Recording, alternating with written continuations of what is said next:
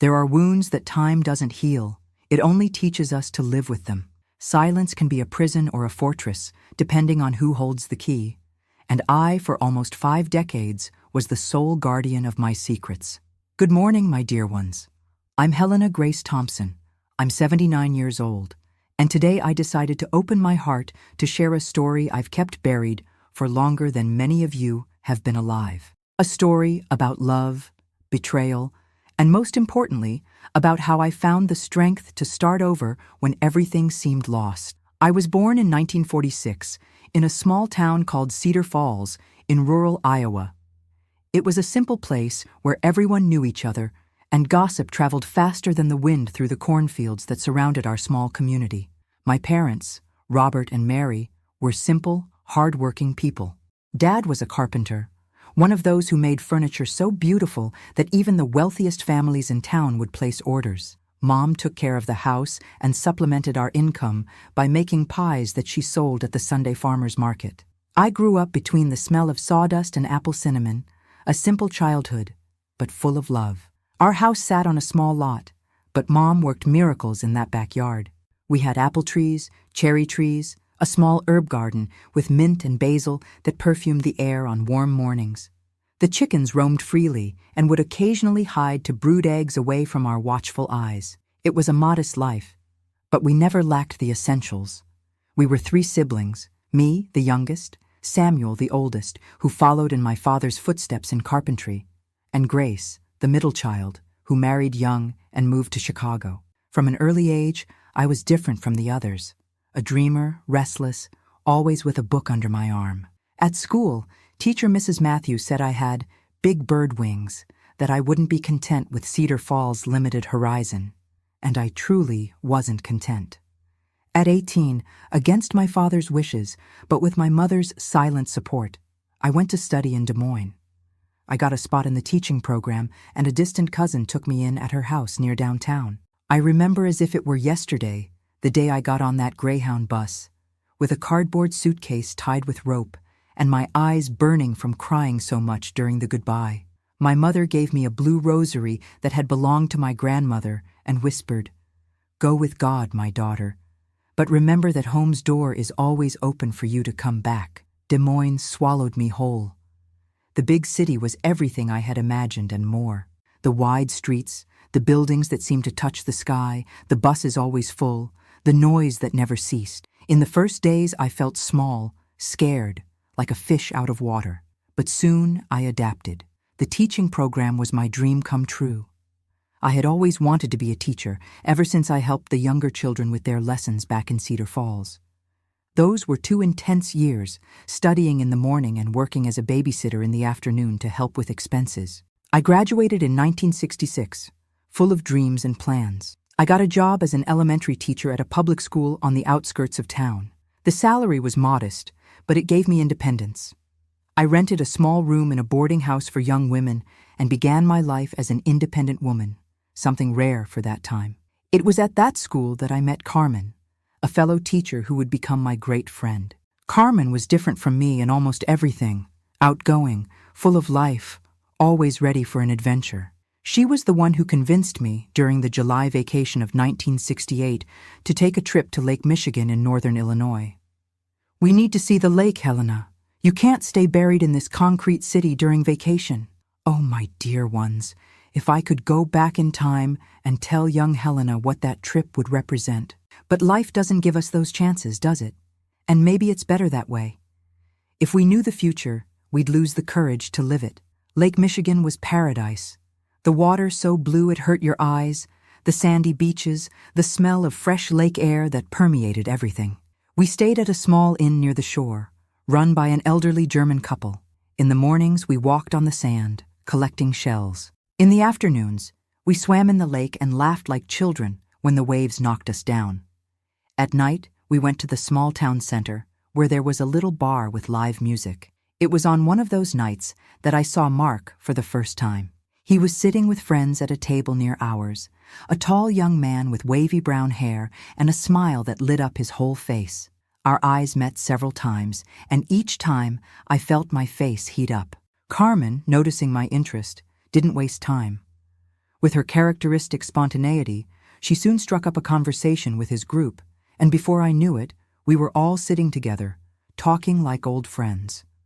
Mark was 25, had a degree in agriculture from Iowa State, and worked on his family's lands near Ames. He was at the lake for a brief rest with friends before taking on new projects on his father's farm.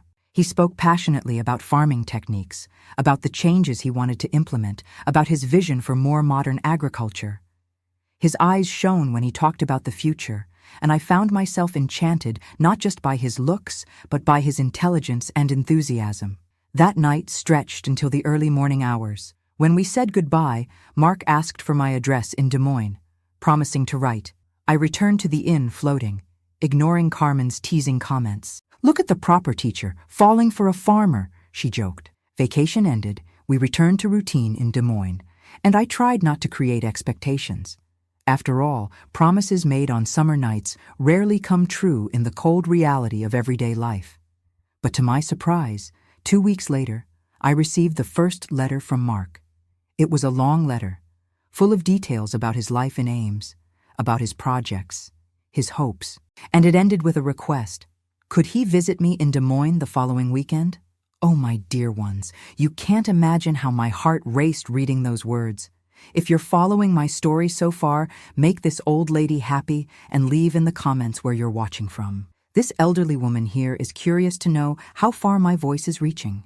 And if you can, please leave a like and subscribe. It helps much more than you imagine an almost 80-year-old lady to continue sharing her stories. Where was I? Ah, yes, Mark's letter. I replied the same day with an enthusiastic yes, but trying to seem restrained. Carmen helped me choose the outfit for the date, a light blue dress, simple but elegant, which she insisted matched my eyes. I spent the whole week in a mixture of anxiety and expectation, counting the days, the hours. Our first date in Des Moines was on a sunny Sunday in August. Mark showed up at the agreed address punctually with a bouquet of daisies in his hands. To this day, I don't know how he discovered they were my favorite flowers. We went to Grays Lake Park, walked for hours, talking as if we'd known each other for years. He told me about his family, about how he had returned to Ames after college to help his father with the business, even though he had received offers to work for large agricultural companies. He spoke of his mother, a discreet and religious lady, of his younger brother who was studying medicine in Chicago. I, always reserved, surprised myself by talking about my dreams, about how I wanted to make a difference in the lives of the children I taught, many of them from very poor families. I told him about my childhood in Cedar Falls, about my parents, about the decision to come to the capital in search of opportunities. I spoke of my fears and hopes with a frankness I had never had with anyone. That Sunday turned into many others. Mark began coming to Des Moines almost every weekend. We went to movies, to art exhibits at the Civic Center, to concerts at the community theater when we could get cheap tickets. Or we simply stayed at the small diner near my boarding house, drinking coffee and talking for hours. In a few months, I was completely in love. It was in December, during a walk in the sculpture park, that Mark held my hands and asked the question that would change my life. "Helena, would you accept meeting my family? I want to introduce you to my parents." The proposal caught me by surprise. Meeting the parents was an important step. It meant our relationship was getting serious. I accepted, of course, with a mixture of joy and apprehension. How would I be received? Me, a simple public school teacher in the home of a traditional farming family. "They're going to love you," Mark assured me, kissing my forehead. "How could they not? You're perfect." Christmas was approaching, and we arranged that I would spend the holiday in Ames with his family. I told my parents the news by letter, without going into many details, just saying I had met a special young man and was going to meet his family. Mom replied with a letter full of advice and recommendations, ending with, "May Our Lady watch over you, my daughter." The week before the trip, Carmen helped me choose a gift for Mark's parents, a fine china tea set, an item that cost almost half my salary, but that needed to be perfect. I also bought a new dress, shoes, even white gloves that Carmen insisted were essential to make a good impression. "Remember to be yourself, but also to respect their traditions," she advised, while helping me pack my small suitcase. Traditional families have their codes, their unwritten rules. I'll never forget the sensation when the bus began climbing toward Ames. The landscape changing, different trees from what I was used to. My stomach felt full of butterflies, my hands sweated despite the cold. Mark was waiting for me at the bus station, with that smile that made my heart race. "Are you nervous?" he asked, while putting my suitcase in the car trunk. "A little," I admitted. "What if they don't like me?" "Impossible not to like you," he replied, with that confidence that always impressed me. "My father is eager to meet you. I've talked about you so much that he said he's curious to know if you're real or if I invented you." The drive to the Whitmore farm was long, on dirt roads that cut through immense properties. Green fields stretched as far as the eye could see, dotted with old trees and occasional farm worker houses. The magnitude of those lands impressed me. It was a world completely different from mine. When we finally arrived, I almost lost my breath. The farmhouse was a mansion in colonial style, with a wide porch that surrounded the entire structure, tall windows, an impeccably maintained garden in front. It looked like something out of a movie, one of those we watched at the cinema on Sundays. "Welcome to Whitmore Farm," said Mark, and only then did I notice we both shared the name Helena with the farm. His great-grandmother had been named Helena, too. Seems like it was destined, doesn't it?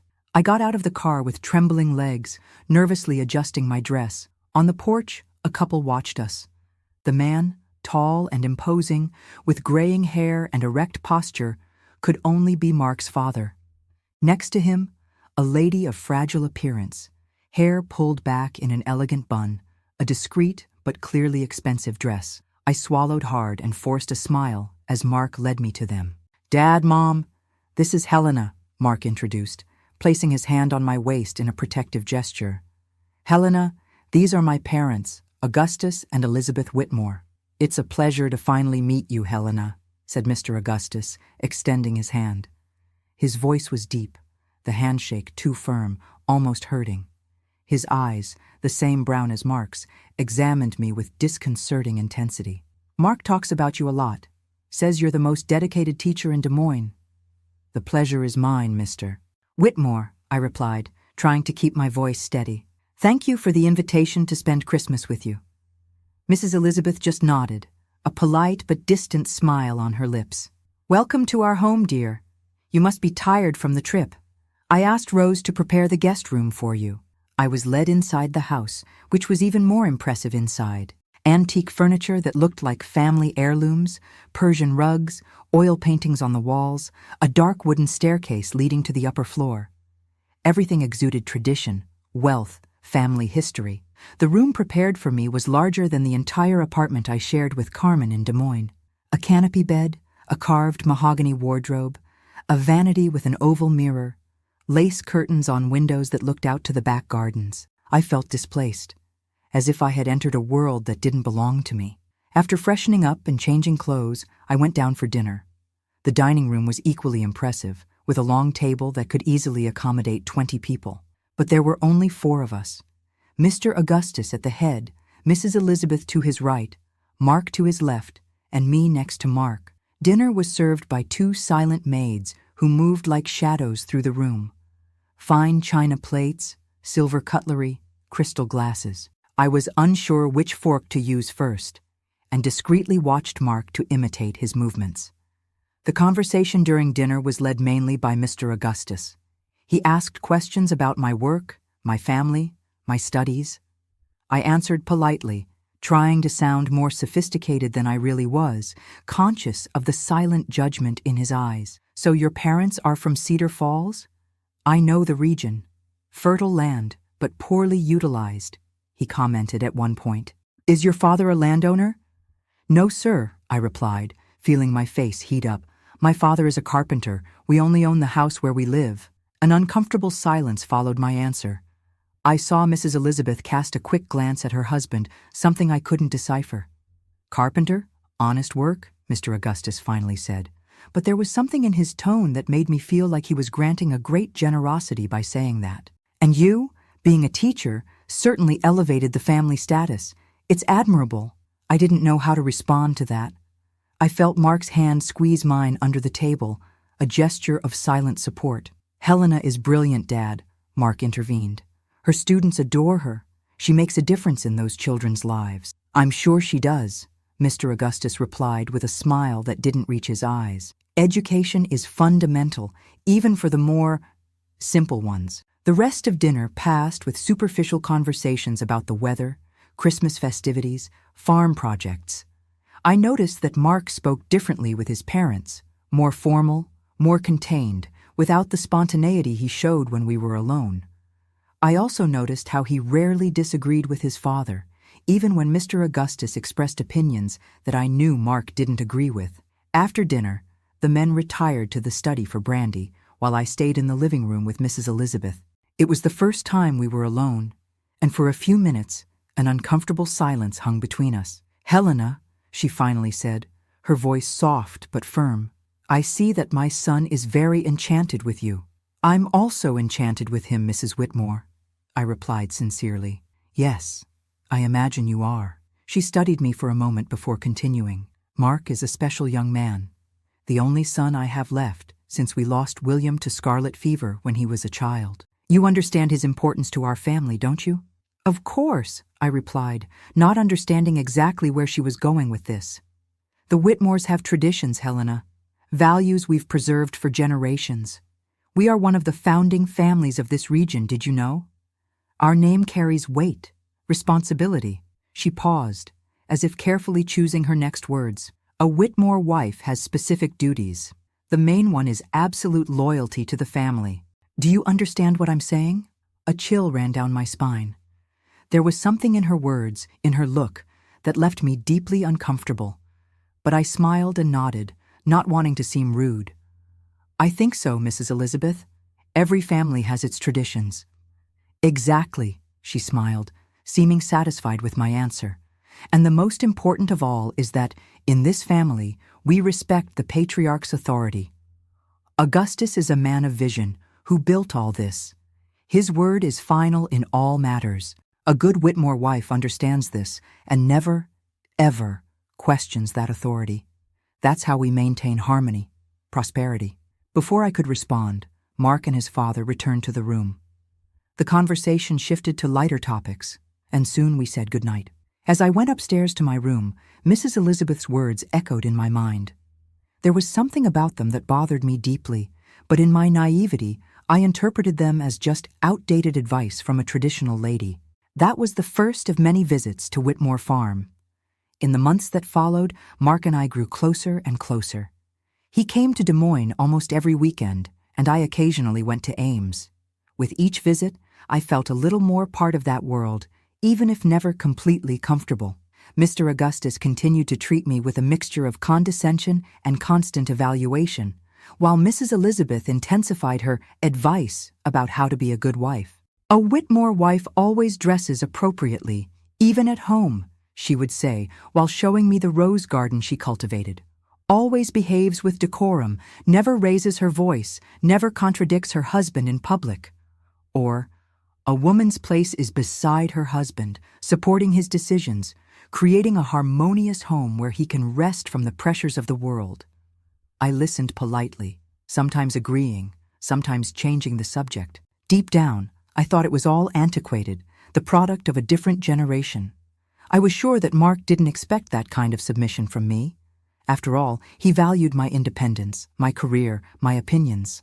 When we were alone in Des Moines, we were equal partners, discussing books, politics, the future. But increasingly, I noticed how Mark changed when we were at the farm, how he transformed in his father's presence, becoming almost a different person.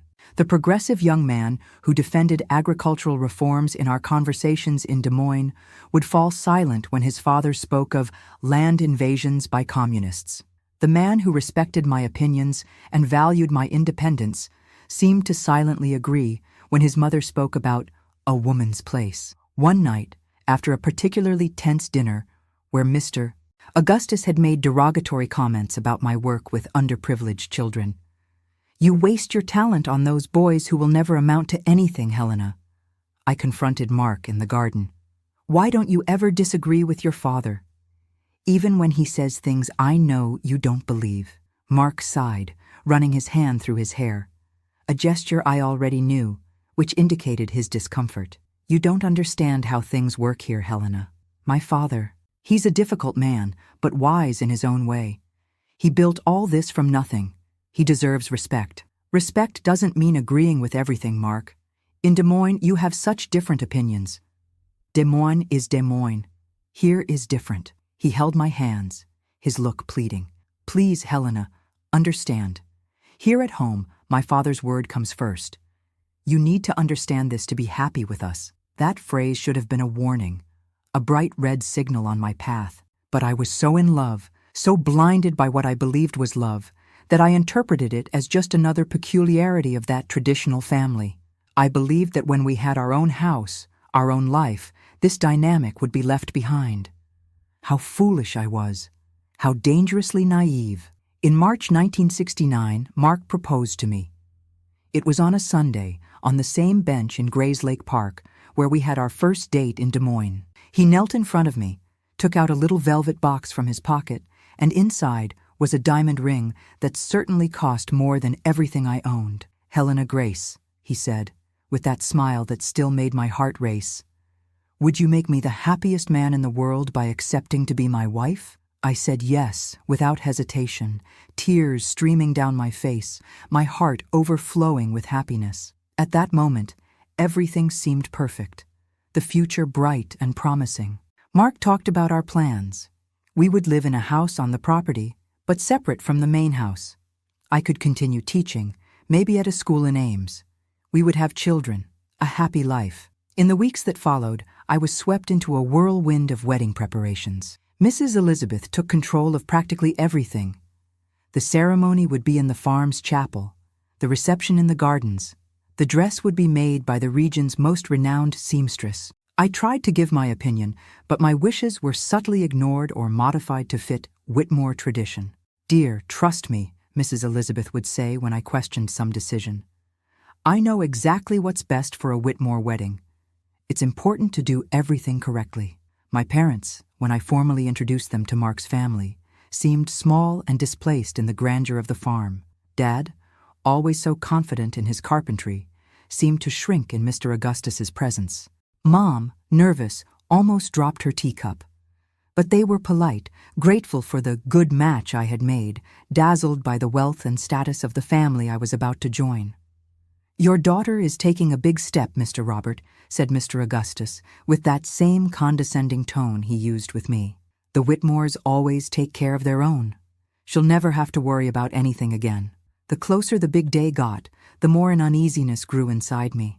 I tried to ignore it, attributing it to a bride's natural nervousness. But there was something more, something I couldn't name, a premonition trying to warn me. On the eve of the wedding, during dinner at the farm, I noticed something strange. A look exchanged between Mr. Augustus and Mark, something I couldn't decipher. And then Mr. Augustus made a toast that, at the time, just seemed too formal. "To Helena, who tomorrow will become a true Whitmore.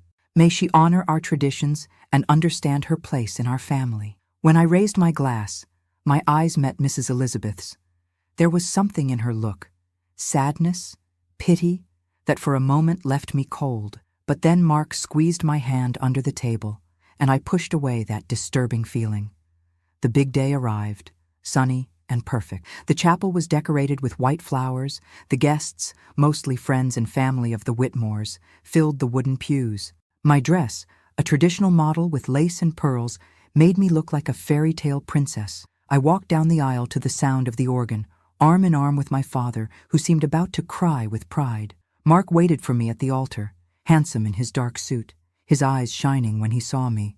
Everything seemed like a dream, the pinnacle of happiness. What I didn't know, while we exchanged vows and rings, was that that day would mark not the beginning of a fairy tale, but the start of my nightmare.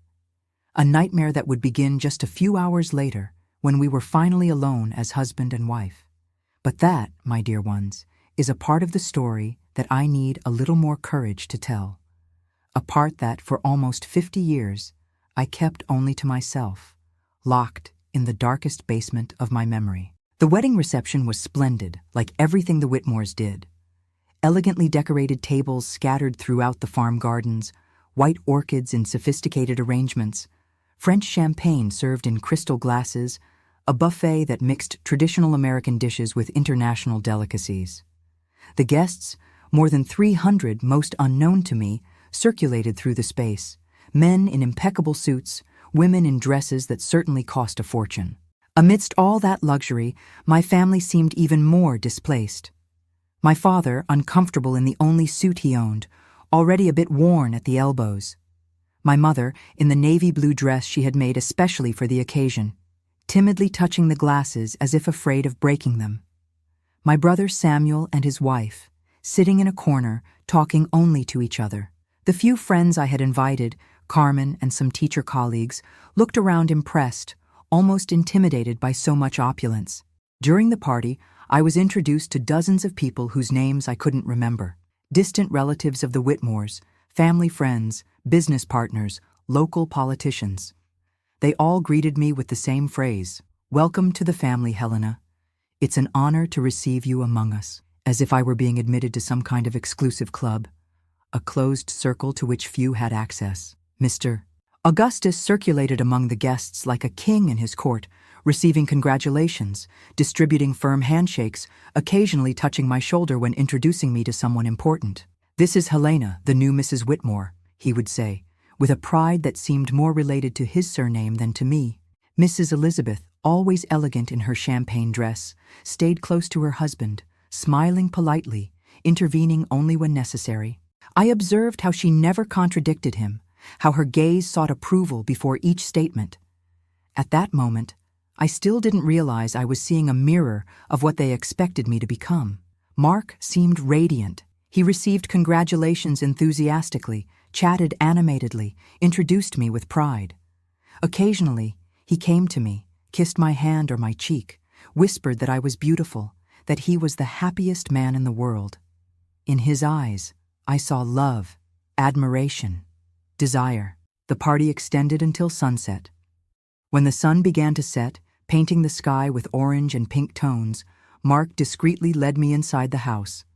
"It's time for us to retire," he said, with a smile that mixed expectation and nervousness. "Tomorrow we leave early for Niagara Falls for our honeymoon." We went up the stairs that led to the upper floor of the main house together.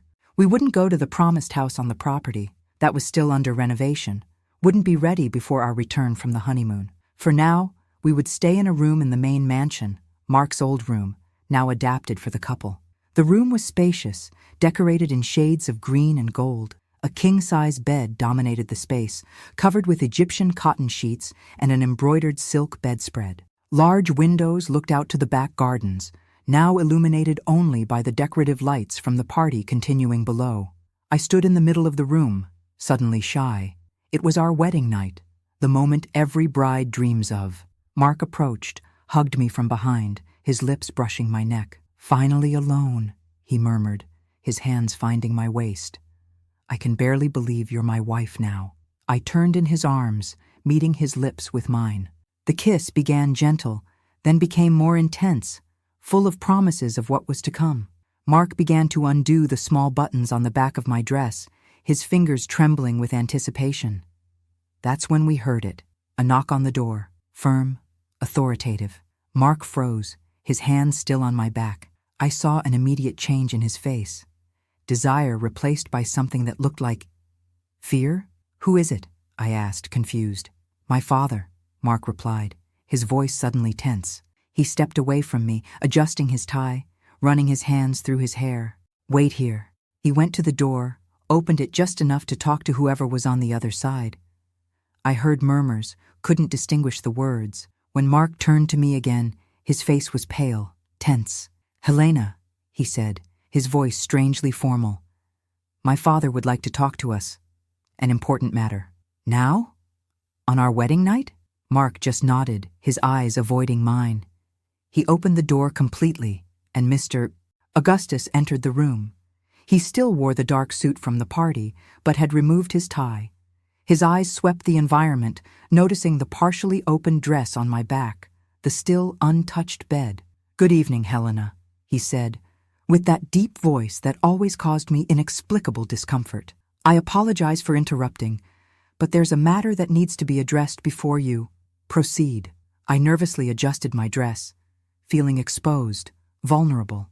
Of course, Mr. Augustus. What is it about? He walked around the room, hands behind his back, as if inspecting the place. He stopped by the window, looking at the gardens below before turning to us. Helena, you are now a Whitmore, and being a Whitmore means honoring traditions that go back generations. His voice was calm, measured, but there was something in it that made me shiver. Some of these traditions may seem antiquated by modern standards, but they are what keep us strong, united as a family. I looked at Mark, seeking some explanation, but he kept his eyes fixed on the floor, his hands slightly trembling at his sides. Mr. Augustus, I began, trying to keep my voice steady. I'm not sure I understand what you mean. It's simple, my dear.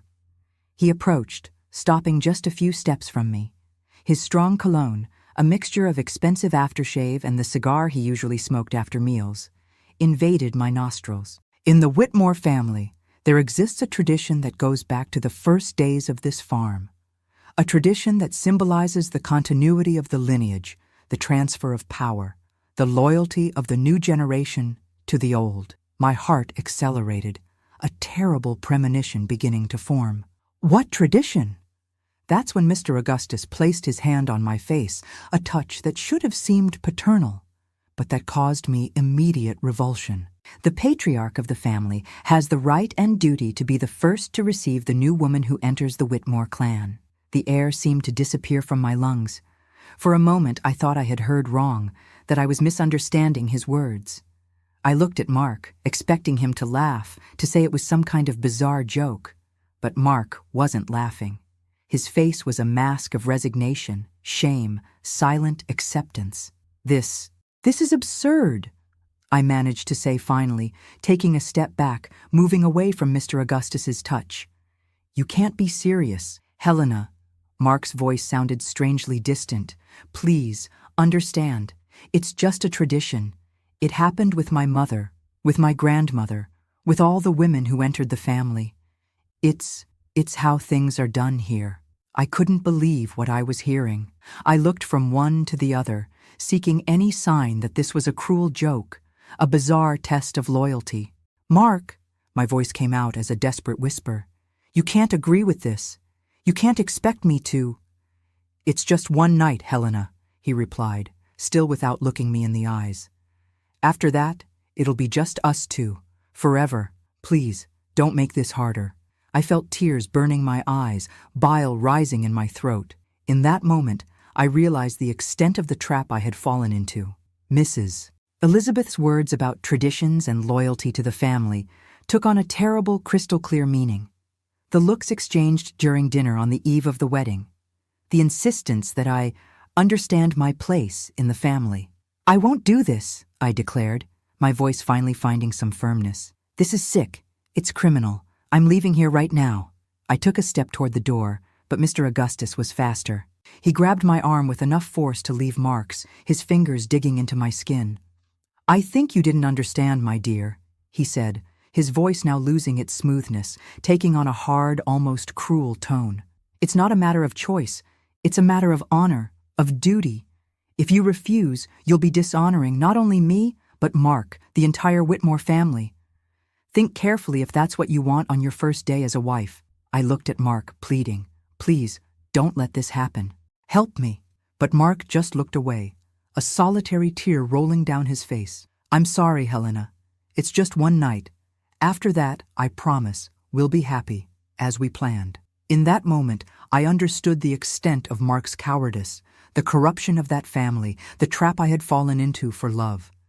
I realized that the man I thought I knew, the man I had loved, was just a facade, an illusion that was crumbling before my eyes. I'll leave you alone for a few minutes, said Mr.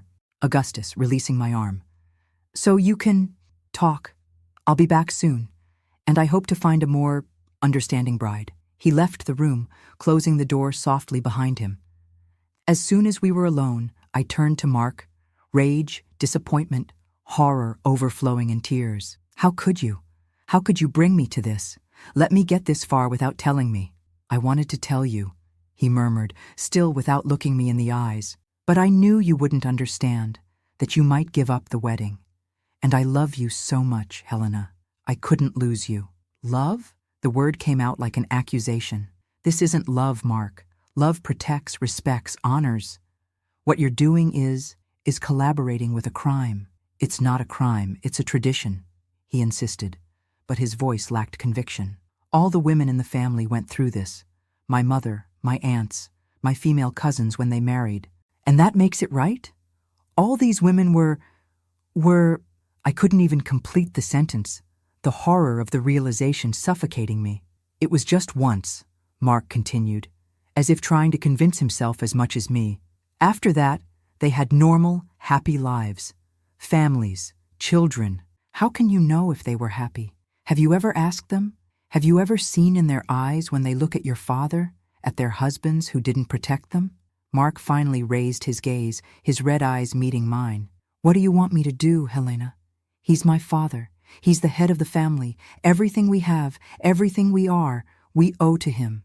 I want you to be a man, I screamed, not caring if anyone would hear.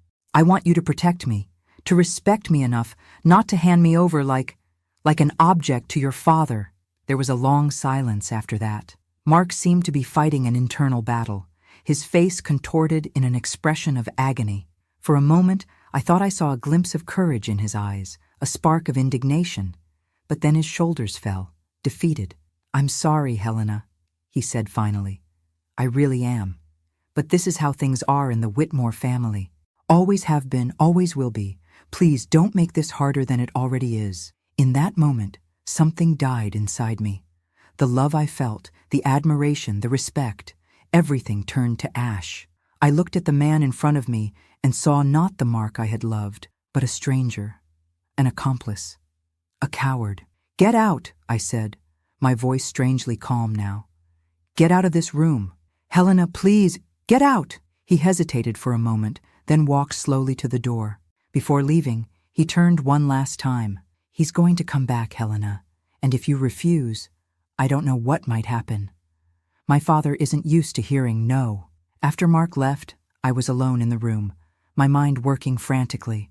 I needed to escape from there. But how? We were isolated on the farm, miles from the nearest town. I didn't have enough money, didn't know the region, had nowhere to go. And downstairs, the party continued. Hundreds of people celebrating my wedding, including my parents, who had probably already retired to their guest room on the other side of the property. I looked around, desperate for some exit, some weapon, some way to protect myself. That's when I noticed, on the vanity, small scissors that had been used by the maid to adjust my veil before the ceremony.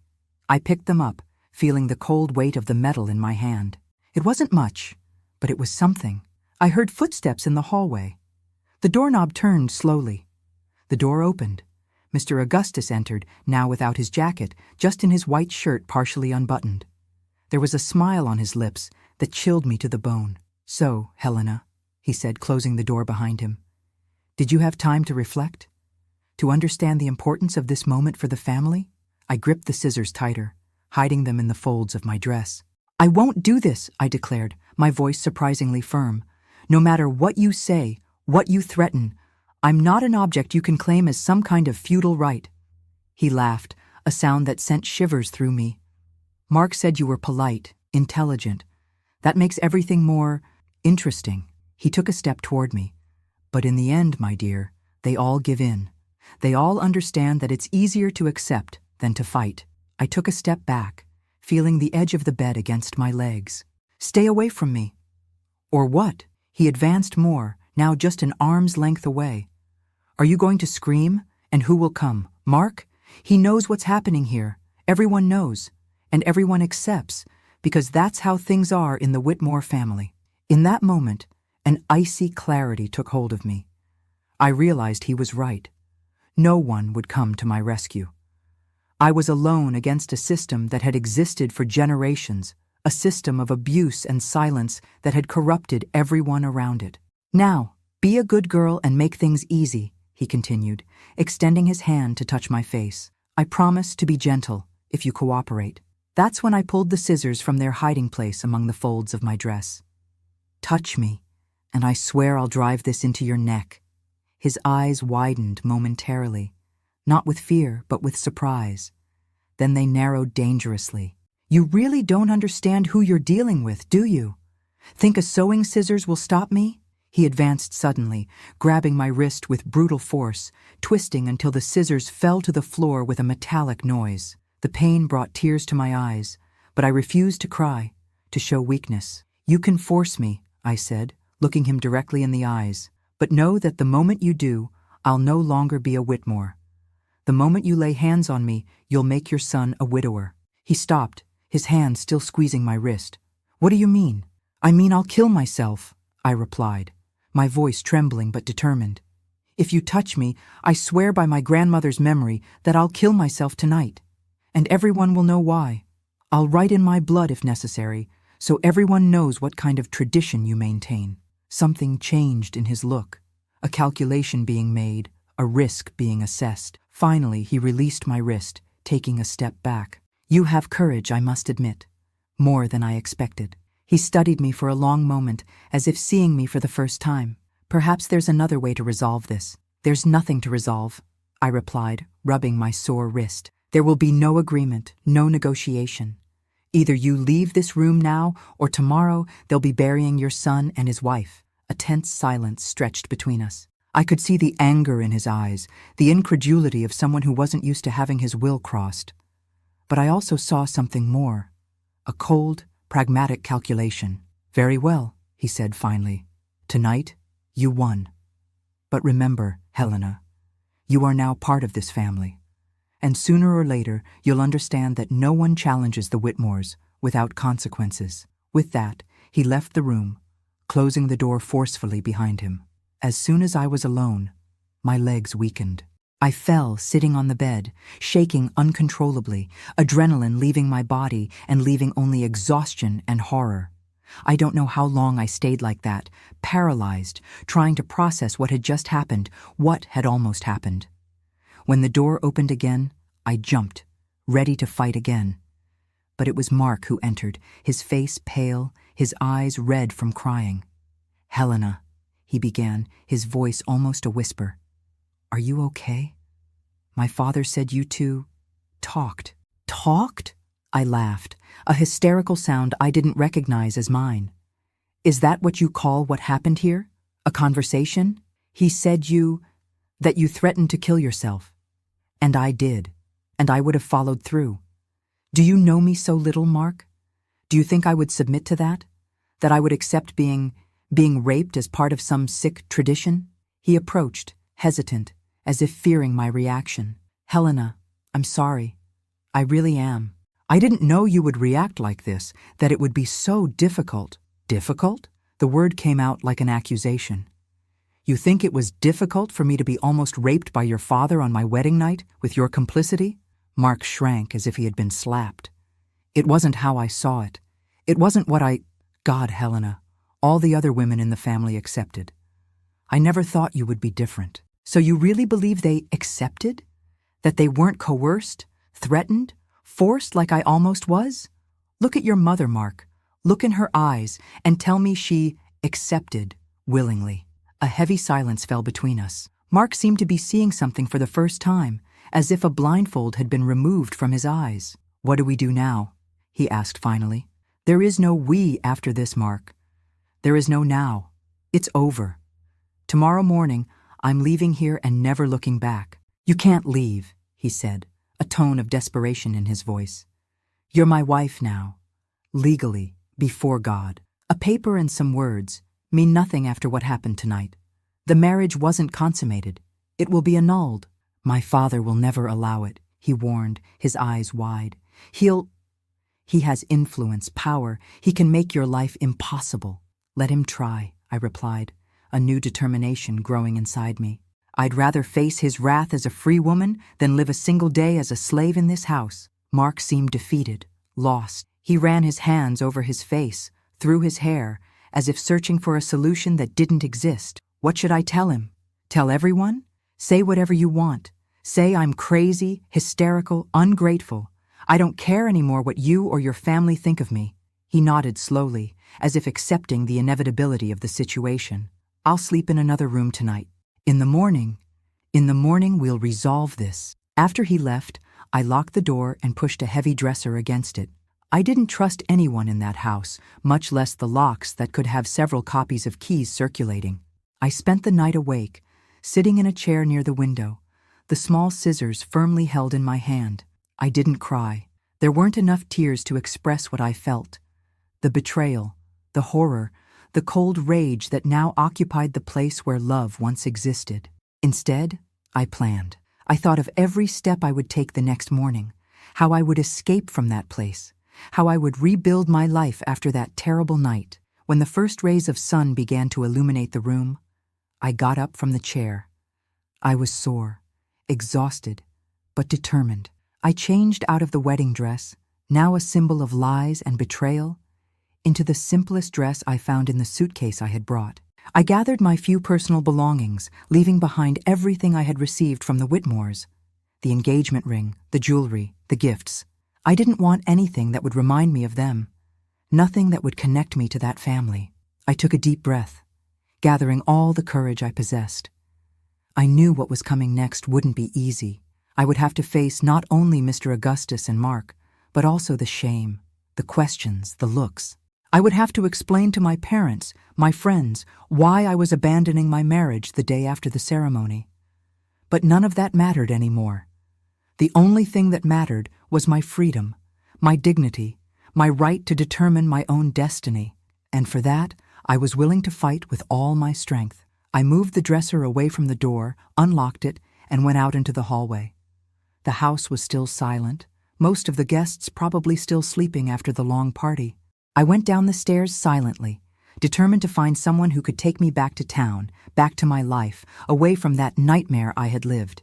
I didn't know then that my fight was just beginning, that the worst was still to come, that escaping from Whitmore Farm would be just the first step in a long and painful journey back to myself. I went down the stairs of the Whitmore mansion that morning with a heavy heart, but determination burning in my chest. The simple dress I wore felt like armor compared to the delicate wedding dress from the night before. Now I was no longer a dreaming bride, but a woman ready to fight for her dignity. The house still slept when I reached the entrance hall. Only one maid, a middle-aged woman named Dolores, whom I barely knew, was mopping the marble floor. She raised her eyes, surprised to see me coming down so early, dressed like that, with a small suitcase in hand. "Ma'am?" she asked, confused. "Do you need something?" "I need to get out of here," I replied directly.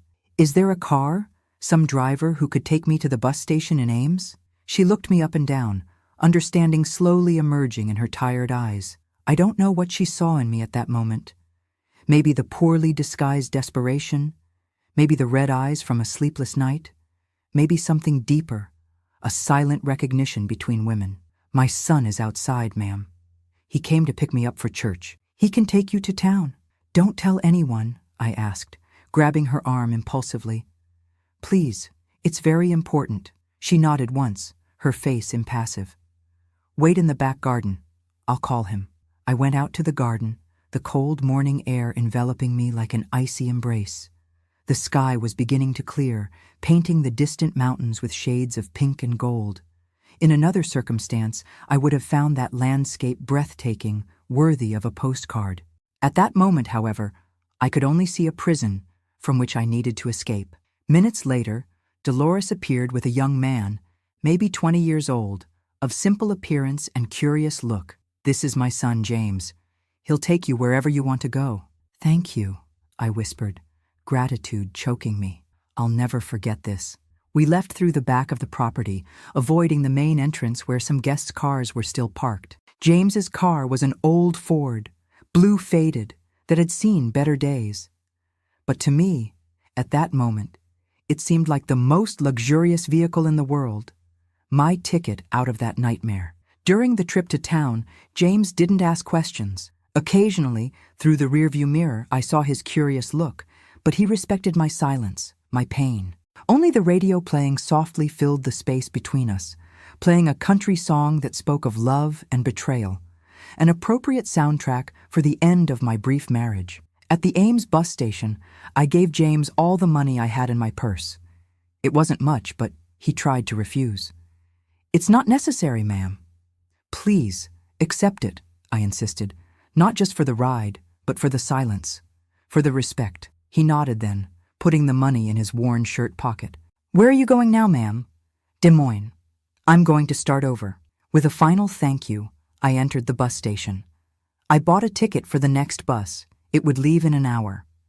I sat on an uncomfortable plastic bench, the small suitcase between my feet, and waited.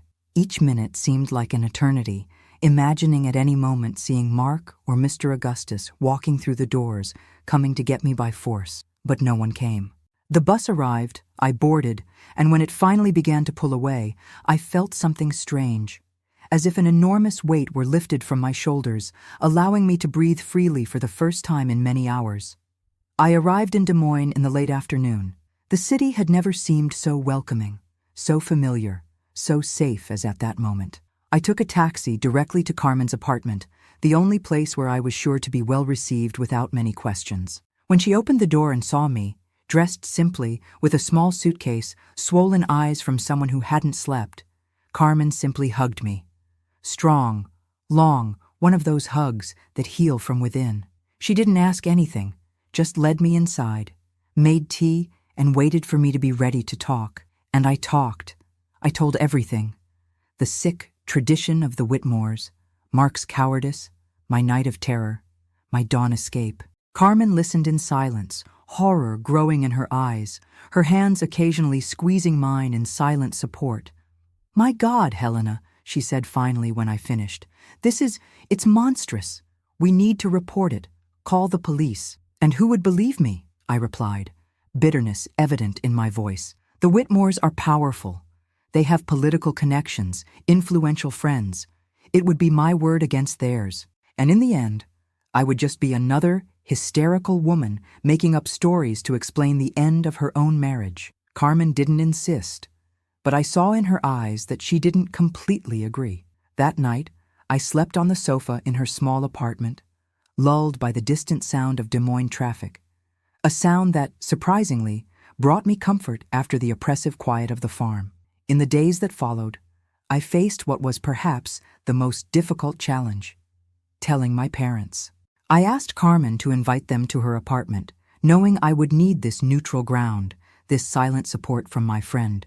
When they arrived, the shock on their faces when they saw me there, and not on the honeymoon as they expected, broke my heart. I told an edited version of the truth, that I had discovered something terrible about the Whitmore family, something that made it impossible to continue married. I didn't go into specific details. I couldn't do that to them, especially to my mother. I said only that Mark wasn't the man I thought he was, that his family had traditions I couldn't accept. But daughter, my father asked, confused, what will people say in town? What will we tell the neighbors, the relatives? Say whatever you want, Dad. That I was the one who gave up, that I wasn't ready, that I got scared. Anything is better than the truth. My mother, always more perceptive, looked at me with something beyond confusion. There was understanding in her eyes, as if she intuited what I wasn't saying. Whatever you need, my daughter, we'll be here. Always. Life went on somehow. A week later, I returned to the school where I taught. The principal, surprisingly, didn't ask questions when I requested to return earlier than planned, canceling the leave I had requested for the honeymoon. Maybe she saw in my eyes that it was better not to ask. The children, at least, didn't know enough to question. To them, I was just Teacher Helena, the same as always, who read stories with funny voices and knew how to explain math in a way everyone understood. Their innocence, their simple joy, were a balm for my wounded soul. A month passed. Then, too, I began to think I had maybe escaped, that the Whitmores had decided to leave me alone, to forget the crazy teacher who had fled the morning after the wedding. I managed to rent a small apartment in a modest neighborhood, a simple but honest area. I resumed my routine, my classes, my independence. And then, on an afternoon in June, returning from school, I found him waiting at the door of my building. Mark, thinner than I remembered, deep circles under his eyes, a defeated air I had never seen in him before. Helena, he said simply when I approached. We need to talk. I thought about ignoring him, walking right past, calling for help, but something in his look, Genuine pain, shame that seemed to consume him from within, made me stop. "We have nothing to talk about, Mark. Please, 5 minutes, that's all I ask." I ended up agreeing. We went to a nearby bakery, a public place where I would feel safe. We sat at a table in the back, untouched coffee cups in front of us. "I came to ask for forgiveness," he began, his voice low, almost a whisper. "I know I don't deserve it, that what I did, what I allowed to happen, is unforgivable, but I need you to know how much I regret it." I stayed silent, waiting for him to continue, unable to offer any comfort, any absolution. "After you left, I confronted my father. For the first time in my life, a sad smile appeared on his lips. You should have seen his face when I entered the office and demanded explanations. When I asked how he could do that, how everyone could allow that tradition to continue. "And what did he say?" I asked, despite myself, curious about the reaction of the man who had caused me so much fear, so much hatred. "He said what he always says, that I was weak, that I didn't understand what it meant to be a Whitmore, that he was disappointed in me." Mark sighed deeply. But this time, his words didn't have the same effect. For the first time, I saw my father as he really is, not the respected patriarch, the successful businessman, but a tyrant, a predator who hides behind words like tradition and family. I said nothing. Part of me wanted to believe him, wanted to see some glimpse of the man I had loved. But distrust, pain were still too fresh. "I left home," he continued. "I'm living in Des Moines now, in a small apartment downtown. I found work at an agricultural company. Nothing compared to what I had at the farm, but it's honest, it's mine." "Why are you telling me this, Mark? What do you want from me?" "Nothing," he replied quickly. "I didn't come to ask for a second chance or for you to come back to me. I know that's impossible after what happened. I came to set you free." "Set me free?" He took an envelope from his jacket's inner pocket and placed it on the table. "These are the annulment papers for our marriage. I already signed my part. My lawyer said that since it wasn't consummated, it will be relatively simple. No scandals, no sordid details in the official documents." I looked at the envelope, as if it contained something precious and dangerous at the same time. Official freedom, legal, the formal end of that brief and traumatic chapter of my life. "And your father? Did he allow this?" "I didn't ask for permission, Helena. Not this time." There was a new firmness in his voice, a trace of courage I didn't recognize. "He threatened, of course, said he would disinherit me, that he would destroy me. But I discovered that his threats no longer have power over me. Not now that I've seen the truth." I picked up the envelope, feeling its weight, physical and symbolic, in my hands. "Thank you," I said finally. "Not for what you're doing now, but for at least doing this right." Mark nodded, a sad nod of understanding. "There's one more thing I need to say. After you left, I started talking to other women in the family. My female cousins, my aunts. I asked about the tradition. I felt a knot in my stomach, not wanting to hear more, but knowing I needed to. Some refused to talk. Others cried. One, my cousin Beatrice, told me everything. How she was forced, how no one helped her, how she lives with it to this day." He paused, swallowing with difficulty. "You were right, Helena. It was never a tradition voluntarily accepted. It was abuse, passed from generation to generation, disguised as something normal, something necessary." Silent tears began to stream down my face. Not for me, not anymore, but for all those women. Women who didn't have my courage, or my luck, or my option to flee. Women trapped in a web of power and silence, forced to live daily with their abusers, to smile at Sunday lunches, to pretend nothing had happened. "What are you going to do now?" I asked, wiping away tears. "I'm going to rebuild my life, like you're doing. Away from them, away from that place." He hesitated, then continued. "And I'm going to try to help other women in the family who want to escape. Beatrice is already in contact with me, planning to leave her husband, to get out of my father's orbit." We sat in silence for a few moments, the noise of the bakery around us, orders being shouted, cups clinking, animated conversations, a surreal contrast to the gravity of our conversation. "Goodbye, Helena," Mark said finally, standing up. "I hope you find the happiness you deserve." I watched as he left the bakery, a solitary figure who soon got lost in the busy street crowd. I stayed there for a long time, looking at the envelope in front of me, feeling a strange mixture of relief and sadness. Not for Mark, not anymore, but for the young dreamer I had been, for the lost innocence, for the dreams I had nurtured, and that now needed to be replaced by others, more cautious, more realistic. The marriage annulment was granted 3 months later, without complications, without sordid details in the official documents, exactly as Mark had promised. I went back to using my maiden name, Helena Grace Thompson, and continued my life, one day at a time. The year 1970 arrived, bringing new wins, new challenges. The school where I taught closed. Budget cuts, they said. I found employment at another, smaller, more distant one, with lower pay. I moved to an even more modest apartment, cut expenses, learned to live with less. But there was a freedom in that simplicity, a dignity in earning my own living, in owing nothing to anyone, especially to men who demanded submission in exchange for material comfort. At 27, I was a different woman from the young one who had arrived in Des Moines full of romantic dreams. Harder, perhaps, more cautious, certainly, but also stronger, more aware of my own worth. And it was this new Helena who, on a rainy afternoon in May, met the man who would change her life again, but this time for the better. Much better. It was on a rainy afternoon in May 1970 that my life took a new direction. I was returning from the school where I taught, protecting myself as best I could under an umbrella that insisted on turning inside out with the wind.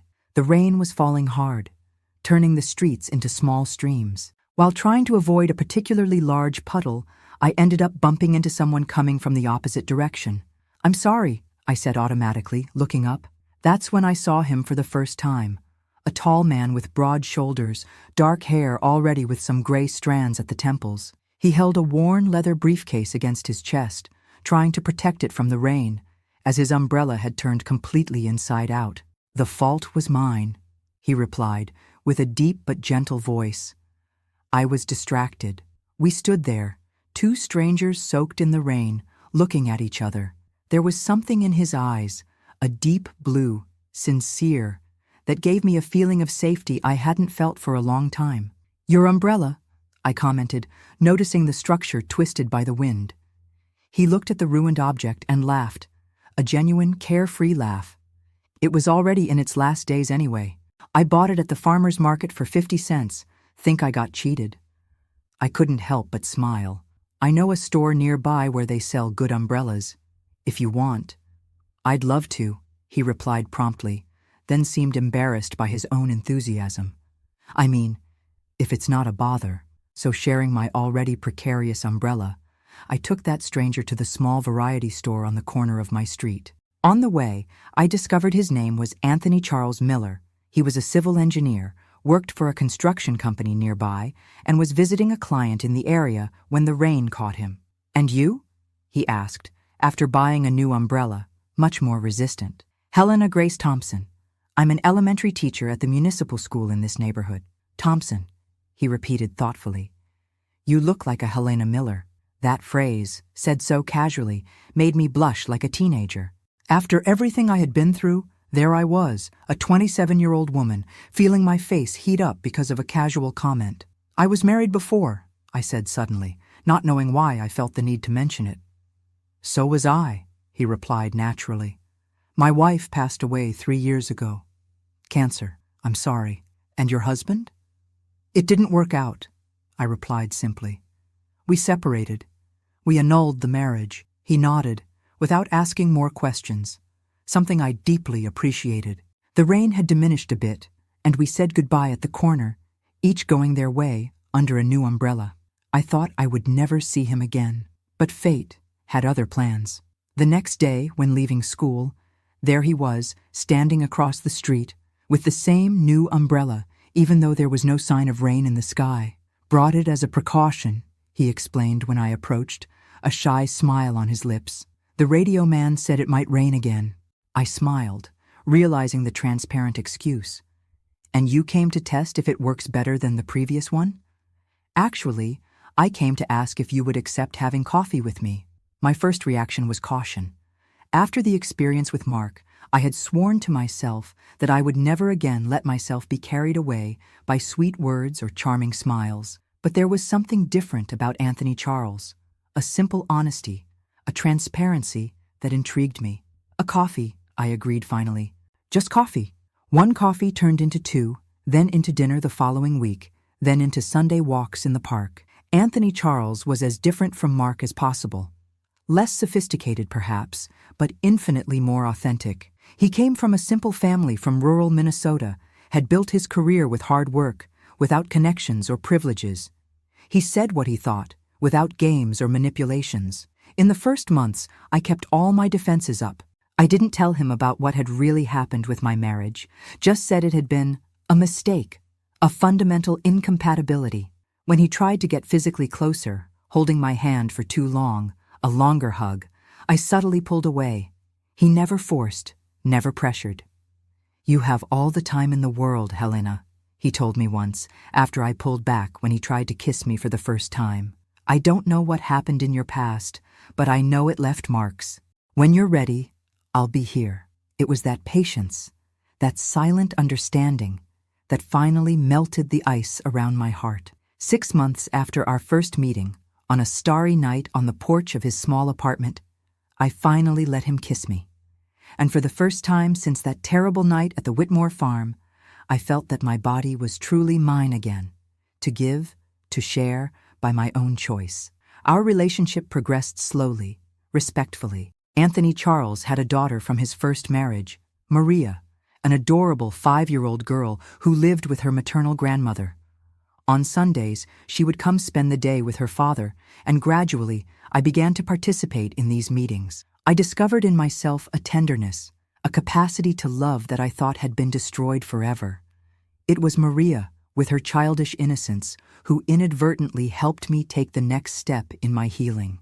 One Sunday afternoon, while we were making donuts in Anthony Charles's kitchen, she suddenly asked, "Miss Helena, are you going to be my new mommy?"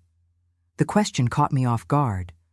I looked at Anthony Charles, who watched the scene with a mixture of embarrassment and hope.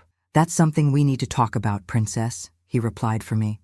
"Miss Helena and I are friends." "But you look at her the same way you looked at Mommy in the photos," the little one insisted, with that insight only children have. "And she gets red-faced when you come close, just like Julia from my class when Peter sits next to her." I couldn't help but laugh, my face really heating up as she had described. That night, after Maria was taken back to her grandmother's house, Anthony Charles and I had our first really serious conversation about the future. "I love you, Helena," he said simply, without flourishes or grand declarations. "I love you exactly as you are, with all your scars, with all your fears. And I want to spend the rest of my life with you, if you'll have me." I took a deep breath, knowing it was time for the truth. "Before I answer, I need to tell you something. Something about my marriage, about why it ended." That night, for the second time in my life, I told the complete story of what had happened at Whitmore Farm. The tradition of the Whitmores, Mark's betrayal, my desperate escape. I spoke without interruptions, the words flowing like a dammed river that finally finds an outlet. When I finished, Anthony Charles's face was pale, his fists clenched with rage. For a terrifying moment, I thought he would get up and leave, unable to deal with the weight of what I had shared. Instead, he knelt in front of me, took my hands in his, and said the words that began to heal my soul.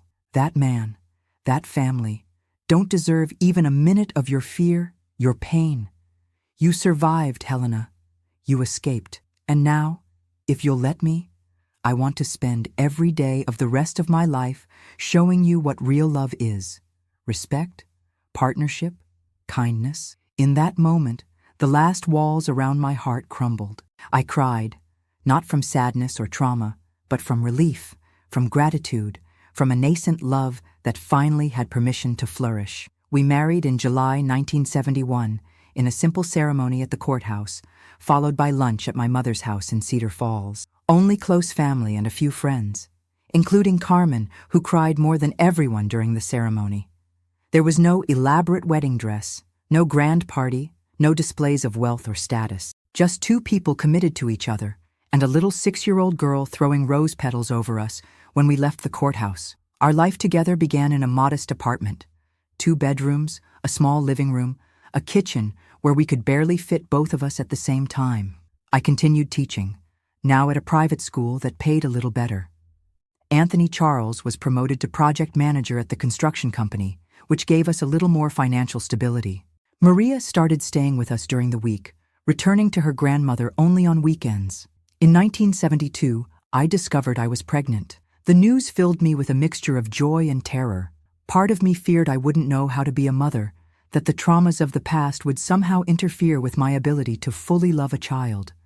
Anthony Charles, as always, understood without me needing to explain. "You're already the best mother Maria could have," he reminded me, caressing my still flat belly. "Our child will have the same luck." Peter was born in November of that year, a robust baby with pink cheeks and an insatiable hunger. When I put him to my breast for the first time, I felt such overwhelming love that it almost scared me. How could so much love fit inside a human heart? 2 years later came Julia, delicate as a porcelain doll with her father's blue eyes. And in 1977, completing our family, Raphael was born, the mischievous youngest who tested the limits of my patience like no other. The 1970s and 1980s passed in a whirlwind of diapers, school meetings, birthdays, graduations. Anthony Charles eventually opened his own engineering company, small but respected. I stopped teaching full-time when Raphael was born, but continued giving private lessons at home, helping children with learning difficulties. We had our challenges, of course. What family doesn't? There were financial difficulties when Anthony Charles's company almost went bankrupt during the economic crisis of the early 1980s. There were heated discussions about how to raise the children, about priorities, about the future. But never at any moment did I stop feeling respected, valued, loved for who I really was. In 1990, we managed to fulfill an old dream. We bought our own house, with a backyard where we could plant fruit trees, with enough rooms for the whole family, including Maria, who was already in college but still had her space guaranteed with us. It was in that house that we celebrated our children's graduations, engagements, weddings. It was there that we received our first grandchildren, at first just on weekends, later more frequently as we retired and had more time available. Anthony Charles used to say that grandchildren are the reward for not strangling our children during adolescence, a joke that always made me laugh, especially during Peter and Raphael's rebellious phases. Life wasn't perfect. We had our losses, our sorrows. My parents passed away, one after the other, in the early 2000s. Anthony Charles's mother, a tough lady from rural Minnesota who never showed affection openly but always filled the refrigerator when she visited us, passed away in 2005. Friends got sick, some left too early. And then, in 2015, the hardest blow. Anthony Charles was diagnosed with Parkinson's. The disease progressed slowly at first, allowing us to maintain an almost normal life for a few years. But gradually, the tremors worsened, the rigidity increased, mobility decreased. I became his primary caregiver, learning to administer medications, to help him with daily activities that were once automatic, to decipher his needs when speech became more difficult. Our children helped when they could. But they had their own families, their jobs, their lives. It wasn't easy. There were days of despair, nights of silent tears after he fell asleep, but never, not for a moment, did I consider it a burden. It was simply my turn to take care of him, as he had taken care of me so many times throughout our life together. On nights when insomnia tormented him, I stayed awake too, telling stories of our life together. Remembering the day we met in the rain, the birth of each of our children, the trips we took when the children were already grown, the first time we saw the ocean together in California, that crazy trip to Yellowstone in our old Chevy that barely made the journey, the cruise we took on our 25th wedding anniversary. "You gave me the life I never knew I could have," he told me one night, his voice trembling, but his blue eyes still vivid, still full of that love that had saved me so many years before. "Every day by your side was a gift, Helena." Anthony Charles passed away on a spring morning in 2020, at home, as he wanted, with all of us around him. I held his hand until his last breath, silently thanking him for the half-century we had together, for the memories we built, for the family we created. The grief was deep, intense, sometimes almost unbearable. But it was also full of gratitude, of celebration for a life well lived, a love well cultivated. And gradually, with the support of the children, grandchildren, friends, I learned to live in this new chapter, alone, but carrying with me everything Anthony Charles taught me about love, strength, and dignity. And so I arrive at my 79 years, looking back with the wisdom that only time can bring. I see the scared young woman who fled from a farm on a cold morning, determined to preserve her dignity at any cost. I see the woman who found true love when she least expected it. I see the mother, grandmother, teacher, wife, caregiver, all the roles I played, all the versions of myself that existed throughout this journey. I know now that that terrible night at Whitmore Farm, although it left scars, didn't define me. It was just one chapter in a much larger, much richer story. A story of resilience, new beginnings, courageous choices. If there's something I've learned in these almost 8 decades of life, it's that we are much more than our worst moments. We are the sum of all our decisions, big and small. We are the loves we choose, the hands we hold in difficult moments, the smiles we share in joys. Today, I live in a smaller house, more suitable for a widowed lady. My children visit me regularly. My grandchildren call me for advice or just to chat. My great-grandchildren fill the house with joy when they come spend afternoons with me. I have my garden, my books, my memories. I have the certainty of a life well lived, despite all obstacles. And I have you, my dear ones, who patiently listened to this story I kept for so long. If it touched your heart in some way, I ask that you leave a like on this video and subscribe. And don't forget to tell me in the comments where you're watching from. This old lady here is curious to know how far my voice is reaching. To you who are watching, from wherever you are, I want to say, no matter what happened in your past, you can always write a new chapter. You can always start over. Life is generous in giving us second chances, if we have the courage to accept them. This old lady here is living proof of that. And if I could find my way back to the light after darkness, you can too. With love, Helena Grace Miller.